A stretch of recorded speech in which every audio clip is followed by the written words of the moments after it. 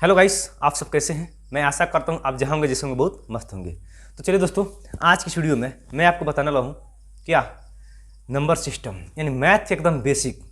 Math आज से start होने वाला है और भी सिमुलतला का। सिमुलतला जो आप मेंस की तैयारी करने जा रहे हैं, तो आज का मेरा वीडियो ये पहला रहेगा आपके लिए जो एकदम करने वाला बेसिक मैथ एकदम बेसिक से चलने वाला है। और ये वीडियो कैसा लगेगा आप शुरू से अंत तक देखेंगे। मैं गारंटी के साथ कराऊँ कि आपके सीधे भेजे में ठोक के जाऊँगा, क्योंकि मैं ऐसा समझाऊंगा कि ऐसा आपको कभी भी नहीं मिला होगा। ये मैं गारंटी के साथ कह सकता हूँ। तो उस वीडियो पर शुरू से अंत तक बने रहिएगा। अभी आपको कुछ नहीं करना है, आपको जब समझ में आएगा ना तब लाइक कीजिएगा और चैनल को, और नए होंगे अभी तक सब्सक्राइब करके नहीं रखे होंगे तो सब्सक्राइब कर लीजिएगा, क्योंकि मैथ का एकदम ज़बरदस्त टर्न आउट होने वाला है। तो चलिए बिना समय को नष्ट करते हुए हम लोग चलते अपने टॉपिक पर, और वीडियो पर शुरू से अंत तक बन रहिएगा। और एक कैसा लगेगा कमेंट करके लास्ट में जरूर बताइएगा। और भी वे reasoning, math, social science, science, English A to Z में कवर कराने वाला हूँ। तो और हमारे साथ एकदम बन रहिए एकदम न्यू अंदाज में। चलिए दोस्तों, तो वास्तविक मैंने कहना वाला मैथ का बेसिक जो होता है कहाँ से होता है, एक दो जैसे कि मान लीजिए आज जो है हम लोग का टॉपिक एकदम बेसिक। आप एकदम देखेंगे आपको आता है, लेकिन फिर देखेंगे तो आपको एक नई सीख मिलने वाला है इस वीडियो में। ठीक दोस्तों, तो 1 2 3 ये मैथ का बेसिक है। एक कहाँ से आया, किस तरह आया, ठीक दोस्तों, इसको क्या कहते हैं। तो हम सबसे पहले बात करेंगे ये जो हम लोग का चैप्टर जो पढ़ना है मैथ में, ये चैप्टर का नाम है नंबर सिस्टम। कहने मतलब वास्तविक, देखिए वास्तविक संख्या जो होता है रियल नंबर, और नंबर सिस्टम यानी कि संख्या पद्धति। ठीक, तो हम लोग वास्तविक संख्याएं, ठीक, और जो हम लोग का आता है संख्या पद्धति। ठीक दोस्तों, संख्या पद्धति जो हम लोग कहते हैं यानी कि number system, NUMBER, number SOSTEM। ठीक है, यानी कि number system NUMBER, number system SYSTEM। ठीक दोस्तों, नंबर सिस्टम यानी कि संख्या पद्धति, इसके बारे में हम लोग चर्चा करने वाले हैं। ठीक है, एकदम डिटेल से इसमें क्या क्या आता है। मैथ एकदम बेसिक से करने मतलब आपको कुछ भी नहीं आता है ना, तो आप मैथ सीख जाएंगे और मैथ आपका प्यारा हो जाएगा। चलिए दोस्तों, तो नंबर सिस्टम में क्या क्या आता है, सबसे पहले 1 2 लिखे थे, तो 1 2 क्या है। तो सबसे पहले दोस्तों अंक की बात करते हैं। अंक यानी कि डिजिट में क्या होता है, अंक होता है। अंक के बाद में जी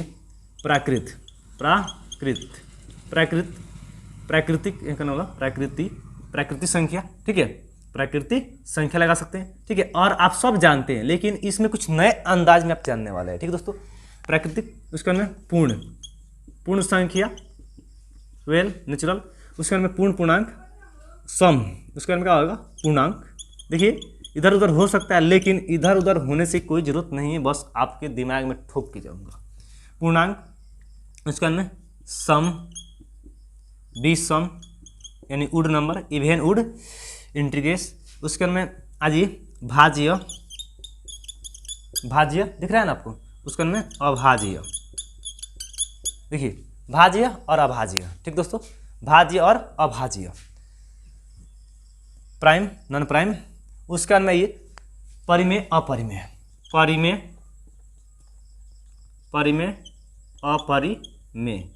यानी रैशनल और इनरैशनल। ठीक है, चलिए तो सबसे पहले अंक के बारे में हम चर्चा करने वाले हैं। अंक क्या है, उसका नाम प्राकृतिक क्या है, तब मैथ में आगे हम चलने वाले हैं। ठीक है, क्योंकि मेरा पहला वीडियो है तो मेरा भी फर्ज है कि आपको बेसिक बता दें।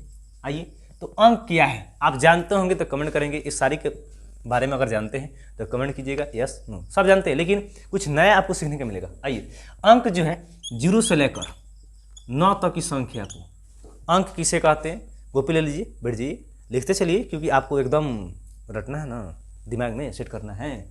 तो अंक जो है 0 से यानी 0 से 9 तक की संख्या को क्या कहते हैं, अंक कहते हैं। 0 से लेकर 9 तक की संख्या को अंक कहते हैं दोस्तों। इसे 0 1 2 3 4 5 6 7 8 9 ये आपका अंक है। और अंकों की संख्या है ना, यानी डिजिट की संख्या, ये 10 होती है। 0 1 2 3 4 5 6 7 8 9, यानी 0 से लेकर 9 तक की संख्या को हम लोग अंक कहते हैं। 0 1 2 3 4 5 6 7 8 9 यानी कि संख्या 1 2 3, देखिए 9 गई 1 0 10, यानी कि टोटल अंकों की संख्या 10 होती है। ये नहीं कहेंगे क्या 9। ठीक है। यहाँ पर आपका ऑब्जेक्टिव भी हो जाएगा कि अंकों की संख्या कितनी होती है 10 यानी कि 10 दोस्तों। आई होप यू आपको ये समझ में आ गया होगा दोस्तों। अब बात करते हैं दोस्तों प्राकृत। देखिए परिभाषा भी लिखते चलेंगे आप, ठीक है, और अच्छा रहेगा, बेहतर रहेगा। प्राकृत, ठीक है, यानी नेचुरल नंबर। देखिए दोस्तों गिनती की संख्या को हम लोग प्राकृत संख्या कहते हैं, ठीक है। जैसे गिनती स्टार्ट होता है 1 से 2 से 3 4 इस तरह, शून्य से नहीं होता है, 0 से नहीं, गिनती जो है 1 से दोस्तों स्टार्ट होती है, ठीक दोस्तों। तो गिनती की संख्या को हम लोग क्या कहते हैं, प्राकृत संख्या कहते हैं। आप लिखते चलेंगे परिभाषा, क्योंकि मैं परिभाषा लिखूंगा तो आपको ज़्यादा समय वेस्ट होगा, ठीक है। हम नहीं चाहते हैं कि समय वेस्ट हो, क्योंकि हमारे क्लास में भी बच्चे को हम ज़्यादा मौखिक समझा के भेजे में ठुकते हैं, ठीक है। आइए 3 में आइए, पूर्ण संख्या। पूर्ण संख्या दोस्तों, पूर्ण संख्या क्या है, शून्य से जो शुरू होती है ना संख्या, उसी को पूर्ण संख्या कहते हैं। यानी कि शून्य से शुरू होने वाली संख्या को पूर्ण संख्या कहते हैं दोस्तों। आई होप यू आपको समझ में आ गया होगा। परिभाषा में लिख लेंगे, 0 से स्टार्ट होने वाली संख्या यानी कि शुरू होने वाली संख्या को पूर्ण संख्या कहते हैं। जैसे 0 1 2 3 डॉट डॉट इत्यादि हो सकता है दोस्तों। तो अभी तक लाइक नहीं किए हैं तो लाइक कर ले दोस्तों, और चैनल पर नए हैं तो सब्सक्राइब कर ले, और अच्छा लगा होगा तो। अब ये दोस्तों पूर्णांक क्या बात करते हैं। पूर्णांक संख्या क्या है, एंट्री। देखिए तो ये जो है ना थोड़ा लंबा है, लेकिन समझने वाला बात ये है कि पूर्णांक में जो है ना, पूर्णांक में पूरा अंक, पूर्णांक यानी कि पूरा अंक, पूर्ण जोड़ ऋण, ऋण यानी कि पूर्ण संख्या के साथ साथ ऋणात्मक। ऋणात्मक का मतलब दोस्तों पूर्ण तब बतेबे किए दोस्तों अभी, कि पूर्ण संख्या उसे कहते हैं दोस्तों कि जो शून्य से शुरू होती है, और क्या ऋणात्मक संख्या जो घटाव वाली होती है। घटाव माने -1 -2, ठीक है दोस्तों, यानी कि ऋणात्मक और धनात्मक आप जानते हैं, ठीक दोस्तों। आगे ये दोस्तों इसके एग्जाम्पल में लिखेंगे आप तांडव खानी एकदम, ठीक, बटर हो गया। उसका में इधर जितना लेंगे लेंथ, इधर भी उतने लेंगे लेंथ, ठीक है।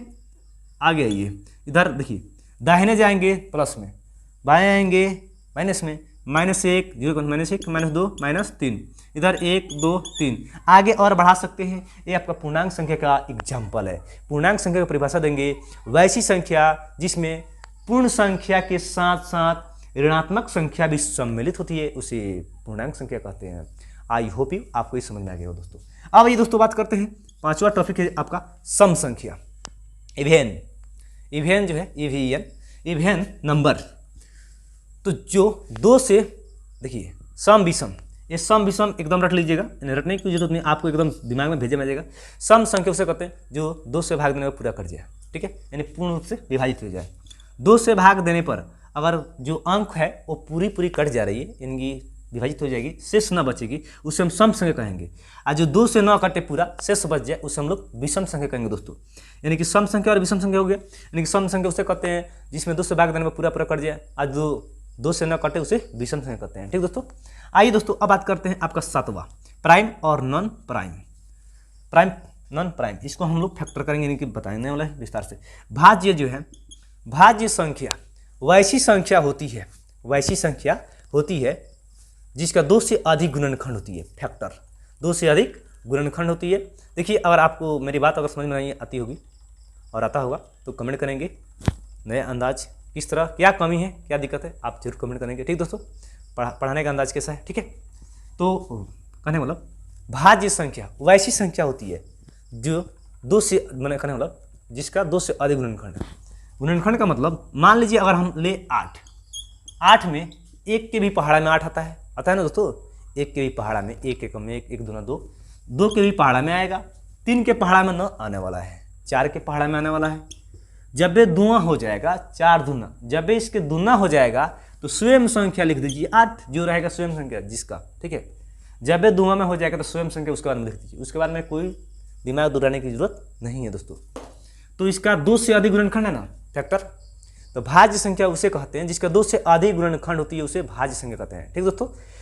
और अभाज्य संख्या यानी नॉन प्राइम उसे कहते हैं जिसका 2 गुणनखंड, मात्र 2 गुणनखंड होती है, उसे हम लोग अभाज्य संख्या कहते हैं दोस्तों। समझ में आया ना, आया ना समझ में, बोलिए यस। यानी कि देखिए मान लीजिए 5 में 1 के पहाड़ा में आता है दोस्तों, उसके बाद स्वयं संख्या, स्वयं समझते हैं, स्वयं यानी कि यही संख्या 5, इसके अलावा ना 2 से भागा लगेगा, ना 3 से, ना 4 से, स्वयं संख्या 5 से लगेगा, यानी कि ये अभाज्य संख्या। और ये भी बात दिमाग में सेट कर लीजिए दोस्तों, 1 से लेकर 100 तक, 1 से लेकर 100 तक की संख्या जो है ना, इसमें अभाज्य और भाज्य संख्या की बात करें ना हम और जानते हैं तो कमेंट करें। 1 से लेकर 100 तक के बीच की संख्या में भाज्य संख्या कितनी होगी और अभाज्य संख्या कितनी होगी? तो देखिए दोस्तों, बता ही देते, भाज्य संख्या 75 और अभाज्य संख्या 25 होती है।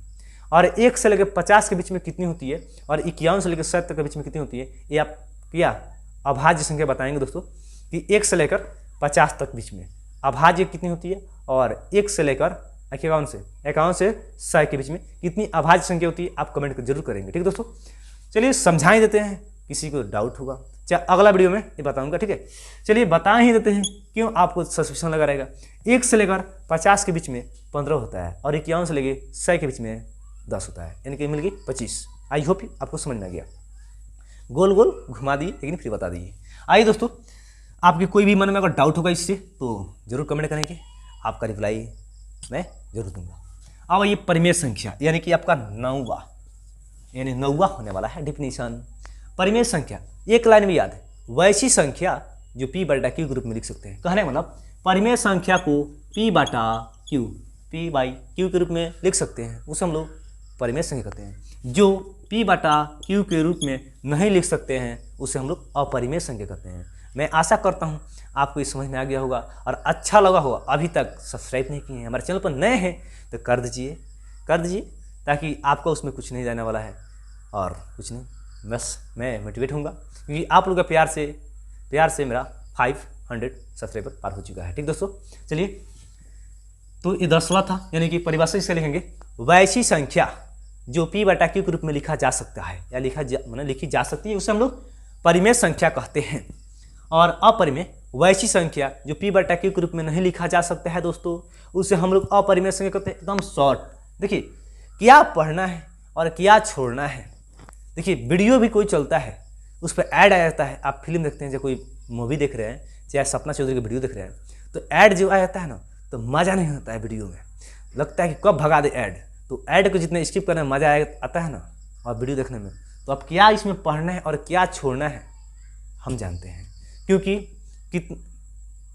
कितने बच्चों का रिजल्ट मेरे संस्थान से हुआ है और होता है।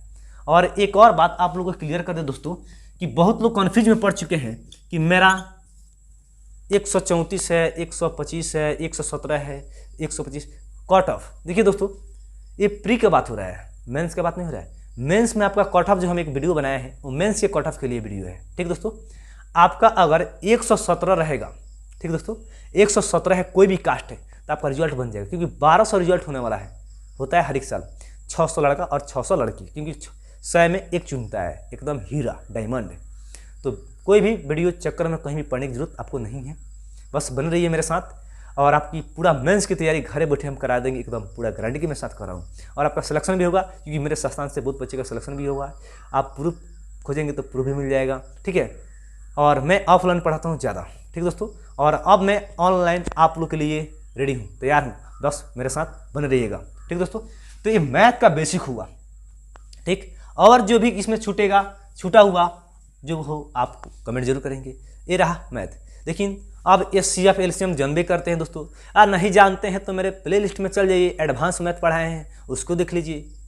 ठीक दोस्तों, तो मैं आशा करता हूँ आपको अच्छा लगा होगा, और अच्छा लगा होगा अभी तक लाइक नहीं किए हैं तो लाइक कर दो दोस्तों, और चैनल पर नए हैं तो क्या सब्सक्राइब कर लें, ताकि हमारे हर एक वीडियो का नोटिफिकेशन अब तक पहुँचता है। चलिए तब तक के लिए टाटा बाय।